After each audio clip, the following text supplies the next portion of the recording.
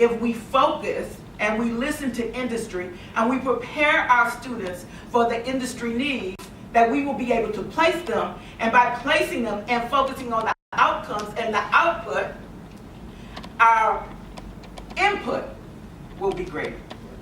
That taught me. I sat at the door 30 minutes before exam, just with a quick review, and I used to tease him out, what you're going to give me that I can't come through. I would ask you, as we start thinking about how we grow from good to great together, and how all of us find our own internal sounds and work across systems, across disciplines, that we think about the final product.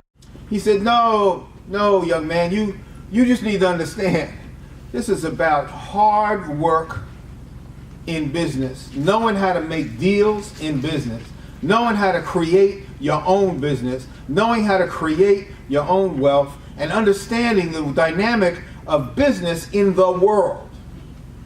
Not in Chicago, not in New Jersey, not in New York, but in the world.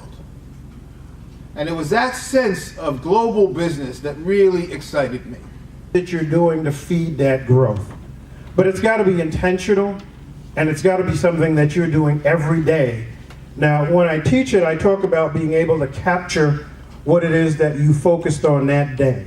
When you string those days together, spend at least an hour at the end of the week seeing what was the trend, what is my focus, what does it look like I'm working on, what are the results that I'm getting, so that you're being intentional about measuring your growth. Now, in closing, I'm going to share this with those of you who I would call our seasoned leaders. And it says, at the end of life, what really matters is not what we bought, but what we built. Not what we got, but what we shared.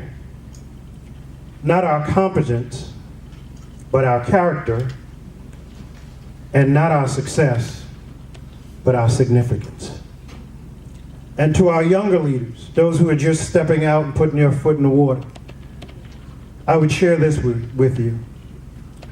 Don't give up what you want most for what you want now. In the journey from good to great, you don't simply go from good to great. You grow from good to great. But the question for me at Medgar is, in this now smallish world, how do we project our students as the ray of light into the business and financial community and the PA community and the governmental community? How do we project our young people out there so that they are the ones that will actually set the world on fire in terms of the way that people make money, share money, and build wealth within communities? And more important than that to me, now this is just my own bias, is how do we then create for young people a moral center around that which they make that money? That the fact that you may have money does not mean necessarily that you get to keep all your money. That there is such a thing as giving. That there is such a thing as giving back. That you pave the road for other people to be able to do what you did. That somebody opened the door for you, therefore you are obligated morally to open the door for someone else. This is what our college will ultimately begin to do. I thank you, Dean, and all of your colleagues and friends and people who have been here all day as faculty and staff and students. I thank you because I do know you can't do this work without bumping into these concepts one way or the other.